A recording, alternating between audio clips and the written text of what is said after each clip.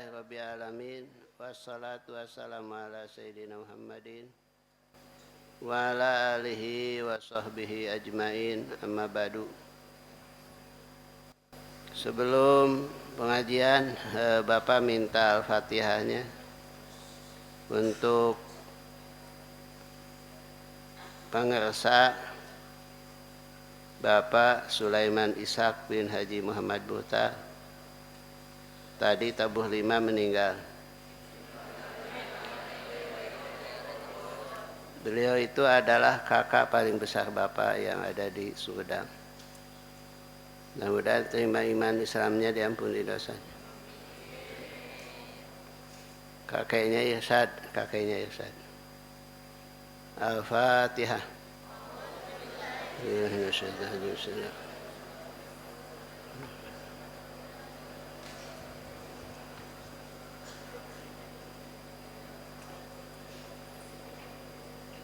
Allahumma ighfir lahu warhamhu wa'afihi wa'fu anhu wa akrim nuzulahu wa wasi' madkhalahu wa abdilhu daran khairan min darihi wa zawjan khairan min zawji alan khairan min ahli wa naqihi min al-khataya kama yanqa thawbu abyadu min ad-danas.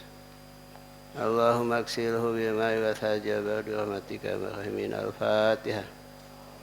Bismillahirrahmanirrahim.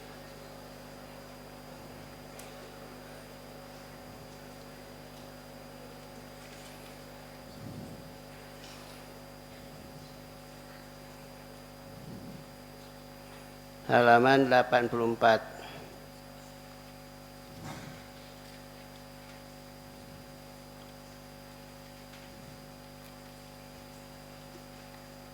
Baris yang ke-6 dari bawah. Wa tarwi'ul muslimin, dan sebagian daripada maksiat badan. Tarwi'ul muslimin, nakut-nakuti kaum muslimin, menteror. Makot utahi, memutuskan jalan. Jadi yang termasuk maksiat badan di sini adalah membuat orang lain takut dengan gertakan, dengan ancaman. Itu orang muslim dilarang melakukan seperti ini. Kenapa? Karena orang muslim itu justru diperintahkan oleh agama supaya membuat manusia itu aman, nyaman, tenang. Aman, nyaman, tenang. Bukan takut, mencekam. Bukan. Bikin bagaimana umat Islam itu nyaman, aman, tenang. Oleh karena itu, salah satu ibadah yang termasuk sangat dipuji adalah menjaga supaya lingkungan itu aman, yang disebut aribat fisabilillah, menjaga keamanan dimanapun kita berada. Itu masuk sabilillah. Misalkan menjaga keamanan di perbatasan, menjaga keamanan di pondok, menjaga keamanan di warga, di masyarakat. Itu ada ibadah juga. Boleh jadi itu pahalanya sama dengan ribat fisabilillah. Jadi pahalanya sangat besar di sisi Allah. Kalau dia meninggal sedang ribat fisabilillah, maka diampuni dosanya, dimasukkan surga tanpa hisab. Oleh karena itu, kalau kita bikin orang takut, orang menjadi mencekam, itu ada perbuatan dosa atau perbuatan maksiat.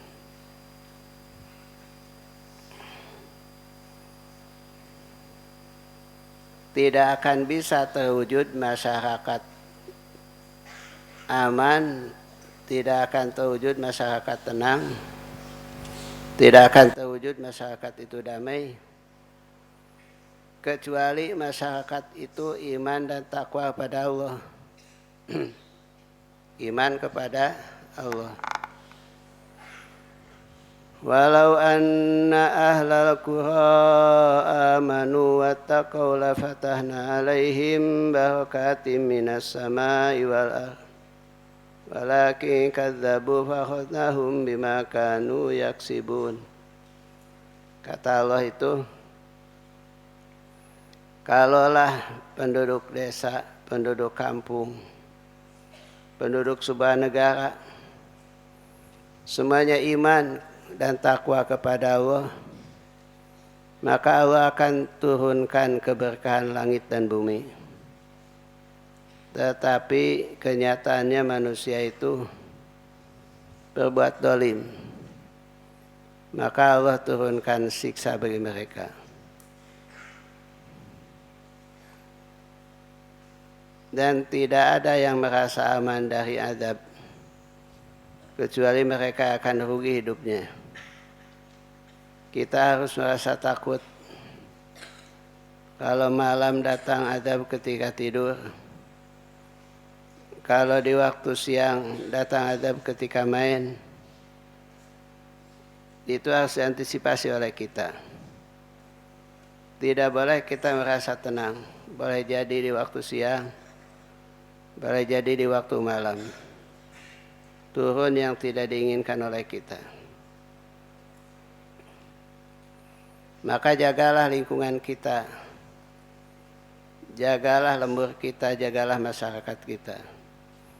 Termasuk di pondok ini, Al Muhajirin.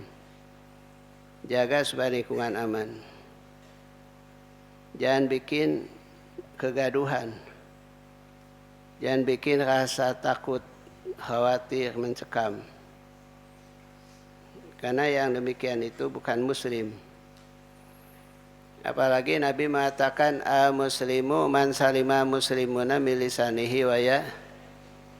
Orang muslim itu adalah orang yang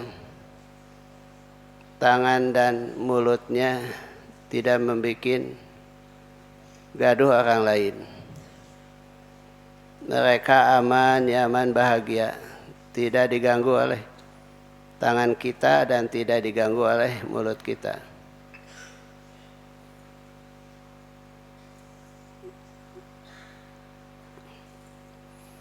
Sejelek-jelek manusia adalah manusia yang ditakuti oleh orang lain karena kejahatannya. Ditakuti karena kejahatannya. Misalkan di sini ada jegar gitulah. Ya kasih duit. Sebab kalau tidak dikasih duit nanti suka galak. Nah, itu kan jegar. Nah yang demikian itu manusia paling jelek. Kenapa? Karena ditakuti orang lain kejahatannya. Justru yang kita harapkan seseorang itu bukan begitu. Harus menjadi ketenangan bagi yang lain. Dalam bahasa Al-Quran ada istilah ini. Wa fajri wa layalin wa syafi'i wa wajh. Wa fajri demi waktu apa? Fajar. Wa layalin asyr dan demi malam yang 10. Wa syaf'i demi yang jangkep. Wa witri demi yang ganjil. Yang ganjil itu Allah. Yang jangkep itu adalah kita. Kita ini harus menjadi orang yang kehadirannya menjadi kelengkapan. Ketiadaannya menjadi keganjilan. Jadi manusia yang paling baik, manusia yang menjadi penjangkep kehidupan. Kelengkapan bagi kehidupan. Tidak boleh jadi manusia yang ada atau tidaknya tidak ada manfaat.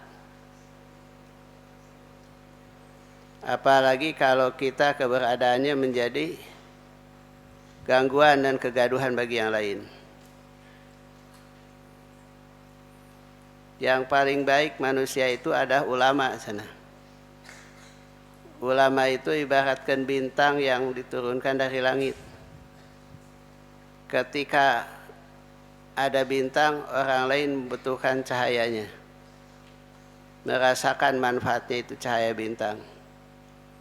Ketiadaannya menjadi gelap, sehingga mereka merasa pincang hidup tanpa bintang. Bintangnya adalah ulama, bukan bintang film. Nah, bintang ulama itu ada yang paling baik, cahaya Allah turunkan ke muka bumi. Jadi jangan jadi manusia yang bikin gaduh orang, takut orang, rasa tidak aman, tidak nyaman. Jadilah manusia yang orang lain keadaan kita ini menjadi ketenangan, kebahagiaan. Dan ini juga yang ada kaitan dengan ini. Khairun nas anfa'uhum linnas. Sebaik-baik manusia ada yang paling banyak manfaatnya buat manusia. Berarti sebaliknya gimana? Sejelek-jelek manusia yang paling banyak madaratnya buat orang lain. Janganlah kita manusia yang bikin bahaya bagi yang lain.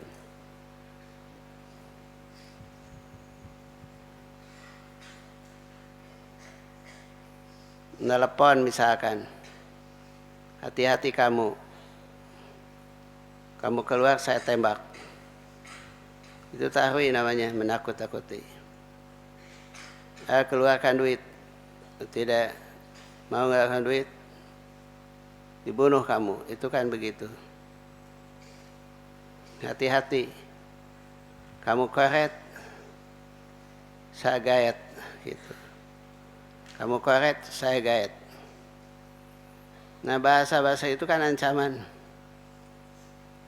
Karena dia merasa seorang jeger punya kekuatan fisik beda dengan yang lain, sehingga dia itu tidak akan ada yang mengalahkannya. Dialah paling jago, bikin orang lain takut. Nah, cara beginilah yang kita tidak diinginkan oleh Islam. Islam itu harus bikin damai yang lain, tenang dan bahagia. Kemudian yang kedua, qat'ut thariq, memutuskan jalan. Memutuskan jalan itu begini.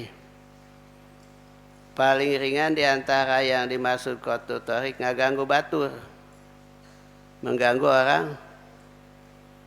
Dalam kitab Fathul Qorib, kalau ada jalan sudah jelas jalan itu leluasa, ditanami oleh kita jalan itu di pinggirnya, sehingga gara-gara tanaman kita orang lain terganggu. Ini masuk kategori qat'ut thariq, memutuskan jalan.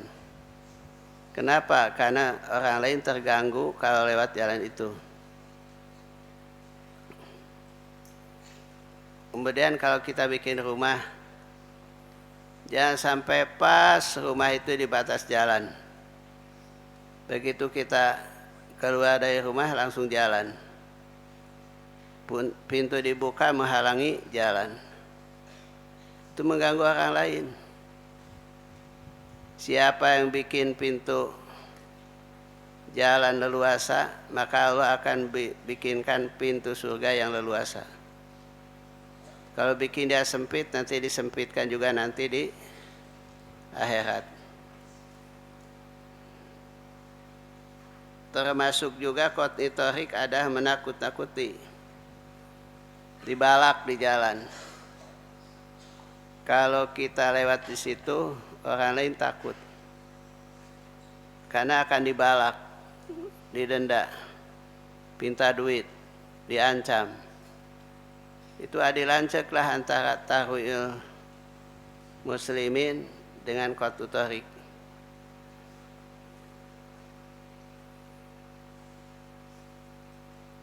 Cabang iman itu banyak. Setinggi-tingginya cabang iman adalah la ilaha paling rendah apa? Imatatul adani thoriq, membuang kotoran atau sampah dari jalan. Jadi kalau ada sampah di jalan, dibuang. Apalagi sampah itu bikin bahaya. Nanti kalau misalkan ada kulit pisang di pinggir jalan atau di tengah jalan diinjak orang, jatuh. Kalau kita membiarkan celakanya orang, kita dapat dosa. Kalau tahu itu adalah bahaya, dibiarkan, kita dapat dosa. Sehingga orang lain celaka gara-gara itu. Makanya yang termasuk kategori cabang iman adalah membuangnya. Imatatul adani thoriq, membuang duri di jalan. Artinya membuat ketenangan, kenyamanan pejalan kaki, pengguna motor, kendaraan dan lain sebagainya. Bukan bikin orang tidak nyaman, tidak tenang. Apalagi jalannya ditutup. Jalannya di apa? Ditutup. Makanya hak pejalan itu tidak boleh diganggu oleh kita. Ya, tidak boleh diganggu oleh kita. Boleh kita di jalan, boleh. Tapi haknya tidak boleh diganggu. Haknya adalah ketenangan, kenyamanan lewat di situ. Mendapatkan petunjuk, mendapatkan nasihat. Kalau kamu diam di pinggir jalan atau di pojok gang, ada orang yang mau lewat, nanyakan alamat, bongana cicing didinya, kasih tahu. Ulah kia nanyakan jalan, nanyakan alamat, nggak tahu, tanya sana aja. Tega tidak begitu. Itu namanya orang tega. Datang dari jauh nanyakan alamat, tidak dibantu. Padahal kita ada di situ. Karena cicing didinya, ayo bunga bantu ka batur. Gitu. Itu adalah hak orang lewat di jalan, itu adalah mendapatkan petunjuk. Tidak boleh kita meninggalkan kebaikan. Dimanapun kita berada, tidak boleh meninggalkan kebaikan, termasuk amar ma'ruf nahi mungkar. Kalau bisa begini, di situ ada jegar, kita bisa mencegah. Kita harus bisa mencegah, tidak boleh dibiarkan.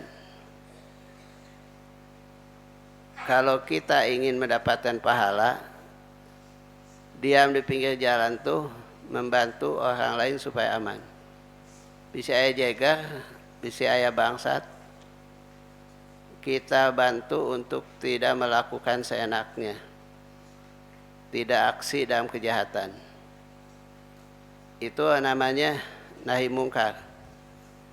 Kalau amar ma'rufnya tadi mere alamat, menunjukkan jalan. Kalau lagi kelaparan dikasih makan, kehausan dikasih minum, itu hak bagi mereka kalau kita berada di pinggir jalan. Artinya kebaikan dimanapun tidak boleh kita tinggalkan. Sedang di rumah, sedang di jalan, sedang di kendaraan, kebaikan tidak boleh kita tinggalkan. Lakukanlah kebaikan itu. Jadi akhirnya kita dimanapun jadi ibadah. Dimanapun kita jadi ibadah dan mendapatkan pahala.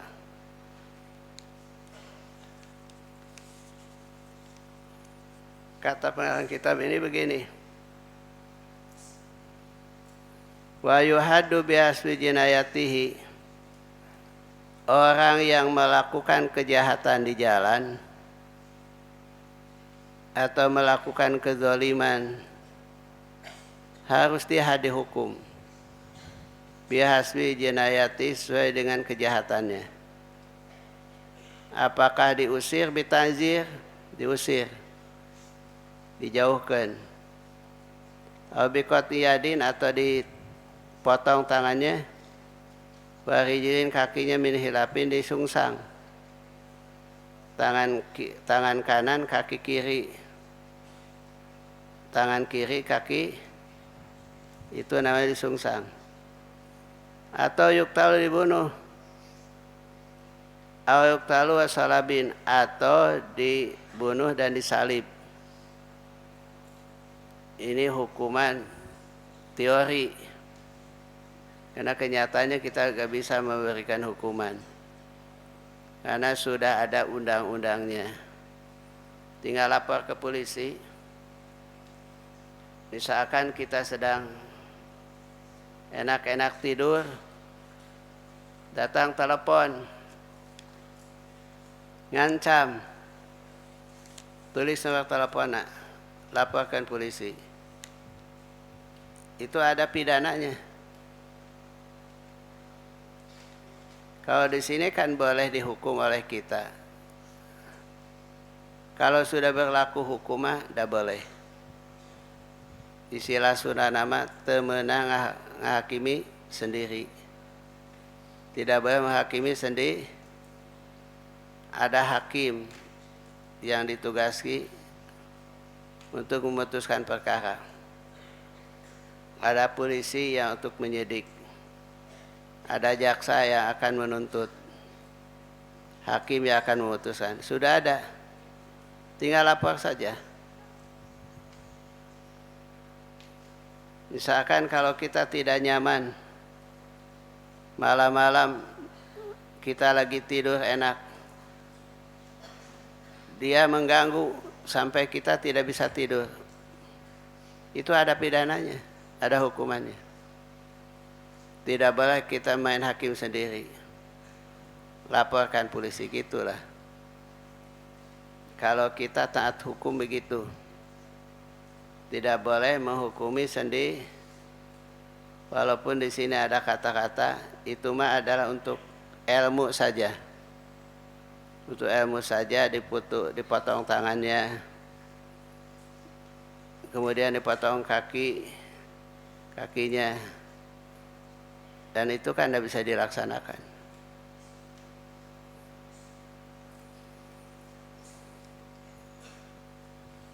Maksiat badan teh gitu. Termasuk maksiat badan apa lagi? Wa minha adamu wafa binadar, tidak memenuhi terhadap nadar. Kalau kita nadar, wajib diamalkan. Wajib di apa? Misal begini, kalau saya lulus ujian, saya akan ngasih hadiah teman-teman yang satu kamar sebuah baju. Itu namanya apa? Kalau saya lulus, nanti saya akan traktir kawan sekamar makan di gedung sate, karena pasti loba sate di sini. Nah, jadi maksudnya warung sate ya. Kuno jadi gedung sate atuh. Pak dulunya tukang sate didinya. Itu ada sejarahnya. Pokoknya setiap nadar wajib dikerjakan, wajib dilaksanakan. Kalau misalkan kalau saya berhasil bisa ibadah haji, saya akan kasih hadiah orang tua saya untuk melaksanakan umroh. Nah, itu adalah nadar. Allah berfirman, wa yufu nudurahum, hendaklah memenuhi terhadap nadarnya. Nabi bersabda, man nadara ayuti Allah wa ayutihu, siapa nadar untuk taat pada Allah, kerjakan. Wa man nadara si Allah fala yusihu, kalau dia nadar yang untuk maksiat pada Allah, tidak boleh diikuti. Kalau nadarnya taat boleh, kalau maksiat jangan. Sepanjang nadar itu sifatnya tabaru. Begini maksudnya. Kalau kita nadar, saya kalau lulus ujian mau sholat duhur 4 rakaat, boleh tidak begitu? Nah itu bukan tabaru, itu kewajiban itu mah. Tidak perlu dinadarkan juga kita yang sifatnya tabaru, tidak wajib. Misal begini, saya kalau lulus ujian akan puasa 10 hari, boleh tidak? Itu tabaru. Kalau saya jadi kawin, saya akan khatam Quran 1 malam 30 juz, boleh tidak? Itu karena tabaru. Nah kalau itu sifatnya baik, wajib dikerjakan, wajib dilaksanakan. Kalau tidak melaksanakan nadar, itu adalah dosa. Hukumnya dosa. Kemudian kalau nadarnya maksiat, boleh dikerjakan tidak? Kalau sifatnya maksiat, jangan. Model gini, kalau saya urusian ekmoko mak 10 kali, boleh tidak? Lalu lulus ujian yang ngegebuk emas 10 kali, nggak boleh itu. Pertentangan perintah Allah, wala taqulahuma ufin wala tanharuma wa qulahuma qaulan karima wahfir lahuma janaha dzulli minar rahmah wa qur rabbirhamhuma kama rabbayani shaghira. Itu bertentangan ayat ini. Lalu lulus ujian yang ngegebuk emas 10 kali, bertentangan dengan ayat ini. Karena kita tidak boleh mengatakan kepada ibu dan bapak. Tidak boleh ngusir, ngebentak. Kita harus tawadu, tidak boleh sombong. Kita harus berbuat dan berkata baik kepada mereka. Terakhir kita harus mendoakan. Kali-kali nadar iknenge, boleh tidak? Tidak boleh dilakukan. Kalau kita nadarlah yang baik.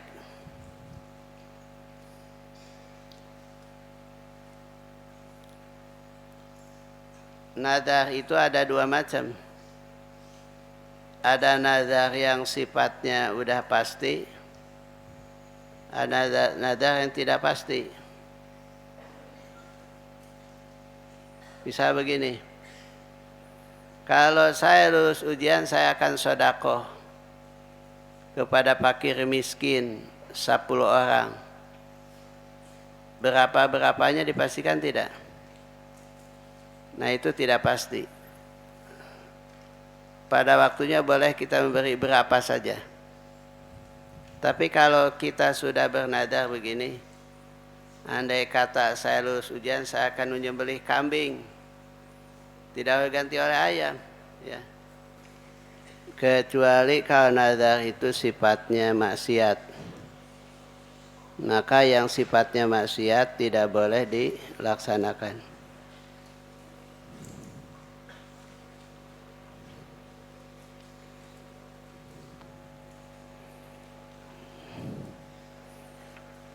Nadar itu sifatnya wajib. Begini, yang tadinya sunat bisa jadi wajib. Misal begini, kita tahu bahwa kurban itu adalah hukumnya sunat. Kurban itu hukumnya apa? Kurban itu hukumnya sunat. Tapi karena jadi nadar, maka hukumnya wajib. Kalau saya lulus ujian, saya akan nadar mau menyembelih kurban, maka wajib. Apa bedanya? Kalau kurban itu hukumnya karena nadar, maka tidak boleh kita makan, karena itu ada kurban wajib. Walaupun sedikit tidak boleh makan. Kenapa? Karena itu ada kurban wajib. Mengapa jadi wajib? Dinadarkan.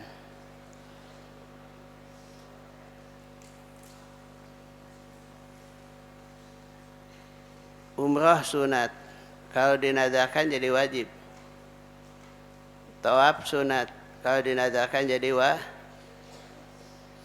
karena wajib begini. Andai kata orang tua kita punya nadar, sebelum meninggalnya belum dilaksanakan, maka jadi hutang. Jadi apa? Kalau orang tua kita punya nadar belum dilaksanakan sampai meninggal, maka itu hutang. Jadi hutang. Maka bagi anak yang soleh, demi kepada orang tua berbuat baik, maka wajib kita laksanakan nadar orang tua. Karena begini, nadar itu bagian daripada janji. Nadar itu bagian daripada janji. Sahabat datang pada Kanjeng Nabi bertanya, ibuku sudah meninggal dunia, apakah ada kebaikan tersisa yang saya laksanakan buat mereka? Jawaban Nabi, ya. Apa itu as-salatu alaihima? Salat itu orang tua. Kedua, istighfar untuk orang tua. Tiga, al-inqadh ahdihima, melangsungkan janjinya. Keempat, silaturahmi dengan famili orang tuanya. Kelima, menjaga hubungan dengan kawan temannya. Itu ada kebaikan yang harus kita lakukan kepada orang tua yang sudah meninggal. Ada 5. 1 apa? Salat. 2, istighfar. 3, memenuhi janjinya. 3, silaturahmi dengan familinya. 4, melangsungkan hubungan persahabatannya. Pertemanannya harus dilangsungkan sama anak yang soleh. Kalau tidak soleh mah gak akan mungkin. Mudah-mudahan kita jadi anak yang soleh. Jadi saya lagi, nadar itu wajib direalisasikan, wajib diamalkan. Kalau tidak kita dosa. Kalau orang tua punya nadar, kita tahu nadarnya belum dilaksanakan, anaknya melaksanakan nadar orang tua. Ya, wallahu a'lam bishawab.